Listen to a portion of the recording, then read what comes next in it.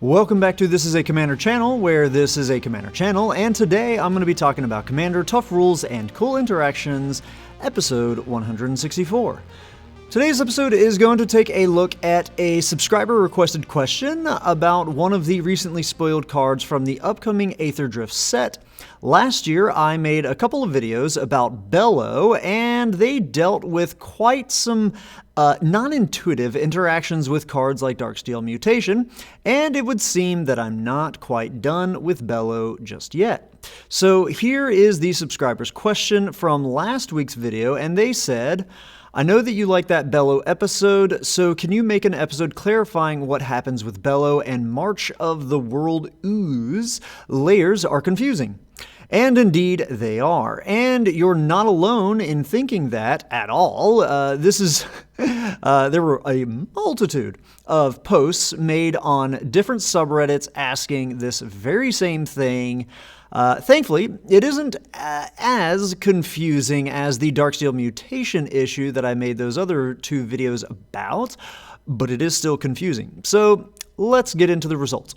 Now, this is a classic layers matter, as we're talking about continuous effects being applied to our permanents, so let's take a look at the cards in question and see what layers they apply in.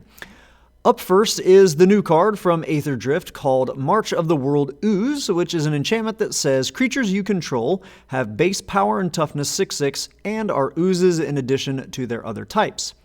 Then there is also a triggered ability that says whenever an opponent casts a spell, if it's not their turn, you create a 3/3 green elephant creature token. And while that is a pretty powerful ability, especially when combined with its own static ability, making them not 3/3s but 6/6s, we won't really be focusing on it for this video. The next card in question is Bello, Bard of the Brambles, which is a creature that has a static ability that says, during your turn, each non-equipment, artifact, and non-aura enchantment you control with mana value 4 or greater is a 3/3 elemental creature in addition to its other types and has indestructible haste, and whenever this creature deals combat damage to a player, draw a card. Oh boy. It's a lot of text on these cards. As with all layers questions, we must look to section 613 of the Comprehensive Rules for the answer, and we will see that we're not removing any abilities this time around, which is why we avoid a lot of the non-intuitive results that we saw with the Darksteel Mutation scenario, but we will still have some tricky things to figure out. And the first of those that we got to figure out is what layers are we working within? The March applies in layer 4, the type layer, because it's adding the Ooze subtype to our creatures. And then it also applies in layer 7, specifically layer 7b, because it is setting those creatures to a power and toughness of 6/6. And now when we look at Bello, we can see that it is also applying in layer 4 because it's adding the creature type and the elemental subtype. It's in layer 7b as well because it is setting the power and toughness to be a 4/4. And finally, it is applying alone in layer 6 because it's adding 3 abilities to those now creatures that it is affecting. We don't really care too much about layer 6 for this video though. So for the question it becomes now is that if these two effects are applying in 2 of the same layers as each other, how do we determine which effect comes out on top? So let's start with layer 4. And this is easily the trickier part of this whole sticky situation. Normally, when multiple effects are applying in the same layer, we go based on timestamps. So if the March were in play first, and then the Bello hits the battlefield afterwards, that means that the Bello effect won't apply until after the March has applied. However, in this case, we can't go based on timestamps because the order in which these apply changes what the results end up being, and here is why. If we did go by timestamp, then when the Bello enters after the March, then the March would look at all your creatures and tell them that they're all now creatures that are oozes in addition to what they were before. And then the Bello will apply and look at all of your 4 mana value or more enchantments and artifacts and say to them, hey, you're now also a creature with the subtype of elemental. Now that they've become creatures from the Bello, the March would have wanted to apply to them because they're creatures, but it can't go back now and add the Ooze type to the now creatures. In other words, the Bello applying first changes the number of permanents impacted for the other effect. Therefore, the March effect is dependent upon the Bello one applying first.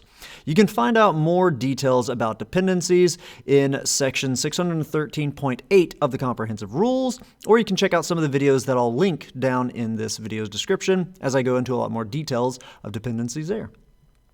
So what does all this actually mean? Well, it means that no matter the order that they enter, if both Bello and the March are on the battlefield at the same time, then the Bello's ability will always apply first in layer 4, and then the March will apply after in layer 4. If your opponent has played a Plague Engineer and they chose the creature type of Ooze, and then they play a kicked Rite of Replication on that Plague Engineer to get 5 more copies of that, and they would be choosing Ooze on each one of those copies in order to nuke your whole board, well then you cannot choose to have these effects apply in a different order so that less of your board becomes an Ooze and therefore less of your board is killed off. So now on to the next shared layer, which is layer 7b. As I said earlier, this part is a bit easier than last because this one, it actually is purely based upon timestamps.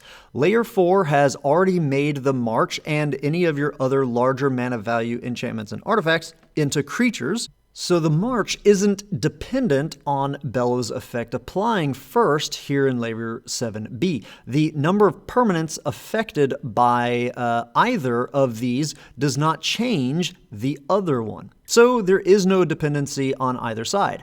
If Bello enters first and then the March is played afterwards, then the result will be 6/6 creature Oozes and your 4+ mana value enchantments and artifacts being 6/6 creatures that are Oozes and also elementals. But if the order they entered were reversed, then your larger enchantments and artifacts would all still be the same types as before, the subtypes, their creature types, and all that would change is that there are now 4/4 versions rather than the 6/6 versions.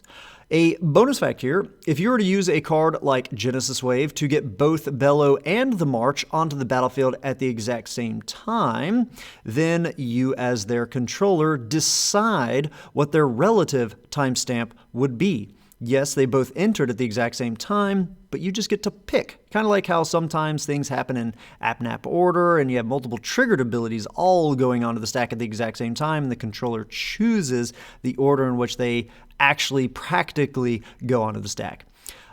Maybe you have or you know that your opponents have a spell that cares about exiling only creatures that are power 5 or greater, in which case it would benefit you to have them all be these smaller 4/4 versions, so you could actually decide to have them be that. You could have them be 4/4s by choosing the relative timestamps so that the 4/4 is what actually ends up being the winning, the latest timestamp.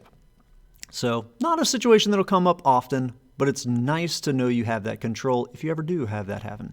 But again, that only applies to their power and toughness. You would have no choice in the matter for their creature types or them being a creature or not. Anyhow, that's all I've got for today's episode. As always, I hope that all of you have found this video to be entertaining at least, and I hope a few of you have even learned something about the crazy rules in this great game of Magic. Have a good one. Ta-ta. And may the layers questions keep on coming. So, always crazy layers things. Did you guys see that new Lotus? Do I do a video on that Lotus? I don't know if I can dedicate a whole video. Literally just made that Aether Spark video talking about how it's not really a mana ability. Neither is the Lotus. I guess I just did a video on it right here. Cool. Bonus stuff at the end. All right. Hope you guys enjoyed it. Have a good one. Ta-ta.